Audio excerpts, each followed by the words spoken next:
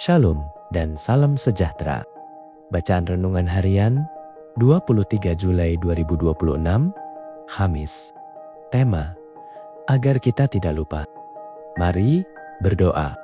Bapa Surgawi, masa ini kami mau membaca firman Tuhan. Kami memohon, biarlah kiranya Roh Kudus Bapa masuk ke dalam hati dan pikiran kami, agar kami bersedia menerima firman-Mu. Dalam nama Yesus, kami berdoa.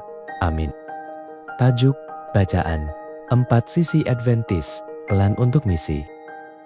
Ayat inti, semoga Allah damai sejahtera menyucikanmu dengan sempurna dan memelihara roh, jiwa dan jasadmu agar tidak ada cacat celah ketika Tuhan kita Yesus Kristus datang kembali.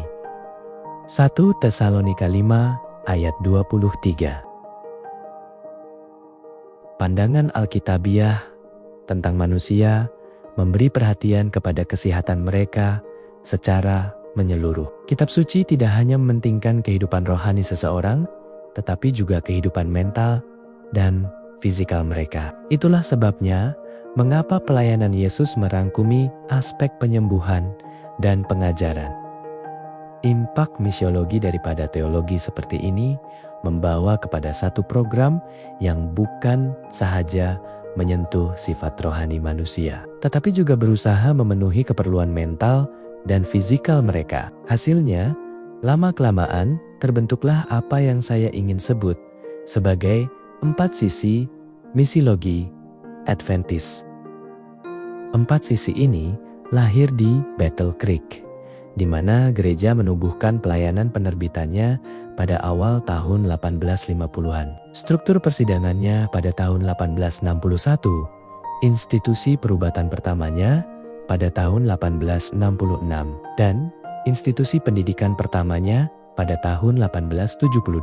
Kepimpinan Adventist mungkin tidak sepenuhnya sadar akan apa yang mereka lakukan ketika itu, tetapi institusi-institusi tersebut telah menyediakan satu pendekatan misi yang menjangkau keperluan seluruh pribadi.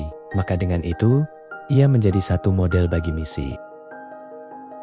Dengan pemikiran itu, kita tidak seharusnya menganggap bahwa penyebaran 4 sisi oleh Adventist ke California, ladang luar negeri pertama bagi denominasi ini, sebagai suatu kebetulan. Usaha ini mulai bergerak dengan lebih formal ketika pada bulan Februari 1873, 238 orang percaya dari 7 gereja membentuk Persidangan California.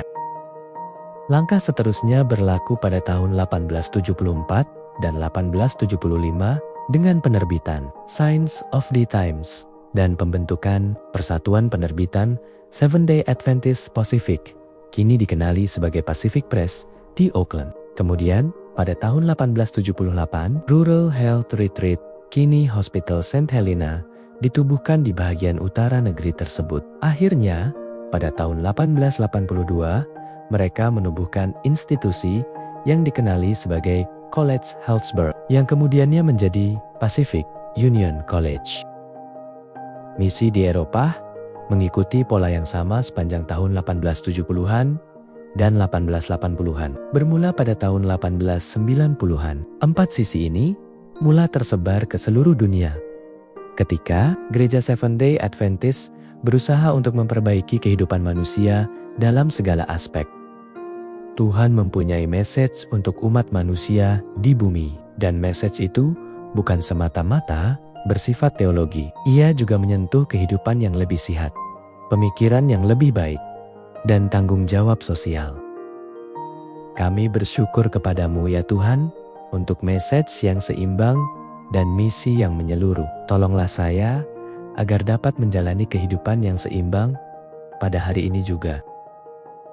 Demikianlah bacaan renungan kita hari ini. Tuhan memberkati kita semua. Amin.